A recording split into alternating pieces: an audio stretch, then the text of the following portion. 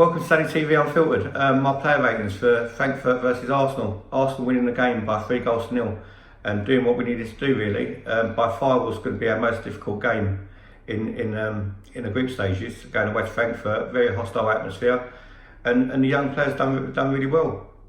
Players got brought in, Callum Chambers got brought in. There was actually 7 changes yesterday, and I thought we coped brilliantly. So if we get into the player ratings, for me, standout player was definitely Saka, an assist and a goal, and he took his goal really well. And surely he's knocking on the door now. He's done a lot more in one game than what Pepe has done in 5. So he definitely put himself above Reece Nelson. I think he's put himself above Martinelli, and I would like to see him play more first team games. So let's get to the player ratings. For me, Martinez, brilliant yesterday. Done everything needed to do, very commanding in his box, distributed the ball very well, none of his short passed out from the back. So obviously Emery's told them to cut that out now, and that's encouraging to see. I just hope they do that against Villa as well. Martinez pulled off some very good saves. I give him an 8 for yesterday. Going on to Callum Chambers, came in for Ainsley Maitland-Niles. Chambers done really well, definitely grew into the game. It was a bit shaky in the first half. Seems to be getting ripped a bit, but second half definitely a lot more solid, and I give Callum Chambers a very good 7. On to the other side, say Kolasinac, wasn't his best game, but when does he have a good game? Again in a 4, he looks shaky, didn't do a lot going forward. I only give him a 3, so sorry about that, Sayed. Into the middle into the central defence now. Mustafi came in, and guess what? We kept a clean sheet. Mustafi done really well yesterday. Definitely best out of the 2. I give Mustafi a very respectable 7. On to David Luiz. Wasn't his best game, but he didn't do a lot wrong. So I'll give David Luiz a 6. Going into the midfield now, Granit Xhaka, his best game for Arsenal in a number of years. I don't know whether it's because he's playing in Germany or not, obviously where he came from. But Granit Xhaka was very commanding, won a lot of balls in the air in midfield, and also went on a great run to set up Saka for his goals well on the break. I'll give Xhaka an 8, and I hope he could bring that form into Villa on Sunday, because obviously he seems to be very undroppable at the moment.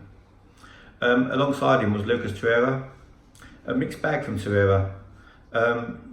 Very tenacious in the tackle, especially in our own box. But a lot of the time he was the furthest man forward, so obviously they were Emery's instructions.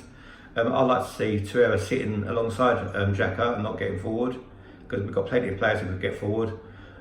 Missed a sitter in the first half, but I'll give Lucas Torreira a 6. Joe Willock, done really well. Spurned a good opportunity in the first half, didn't get his head down, a lot of energy. And he scored the goal to put us 1-0 up. I give Joe Willock a 7.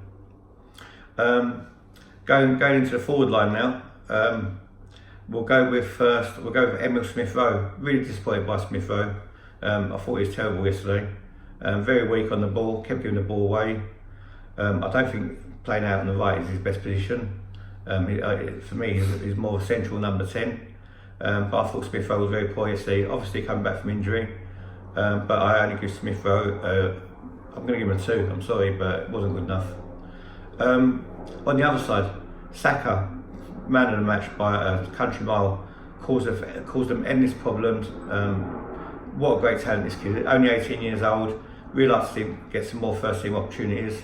Took his goal like masterclass finish that was by Saka. I'm going to give him a 10, I thought he was absolutely brilliant yesterday. Pierre-Emerick Aubameyang, people say that he can't play alone up front on his own. He proved everyone wrong yesterday. I thought he was brilliant yesterday. He's constantly running off the ball, getting running the channels, causing endless problems. Missed a sitter in the second half, but obviously he made up for that with scoring I think it was his 5th goal in 6 games, or 6th goal in 7 games. Brilliant by Aubameyang. I'll give him a 9. On to the substitutes. Danny Ceballos came on, didn't really do a lot, give him a standard 5. Ainsley Maitland-Niles came on, not long to go, give him a standard 5. And then we got Nicolas Pepe. What do we make of Nicolas Pepe? A lot of people going overboard with him today, saying he made the runs to create the space for Saka. Not for me. All it was an inside ball, nothing special.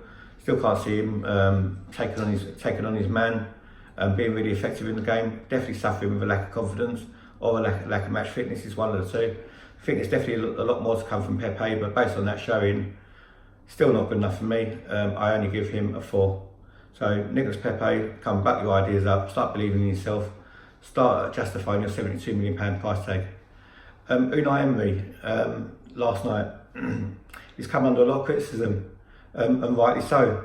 But I think yesterday he got his tactics. I don't know whether he got them right or not, but he got the team selection right, because obviously we went on to win the game. I don't like the fact that he's playing 2 errors so far forward. I'd rather two sitting midfielders. But at the end of the day, we won the game, and we won it quite convincingly in the end. So I'll give Unai Emery a 7. The fans, any fans who went all the way to Frankfurt, big up yourselves. Very hard to hear you, because obviously the place is very hostile and the German support was very passionate. But obviously, the away fans, I give a 10 as usual. So we go on to the Villa game. Hope we can repeat the same result. And for me, very good victory. I think the rest of the group is going to be a piece of cake. If you haven't already subscribe to Sunny TV Unfiltered. Always give it to you straight. Also, tell your friends, join us always on the lives, contribute in the comments, and have your chance to get on the podcast.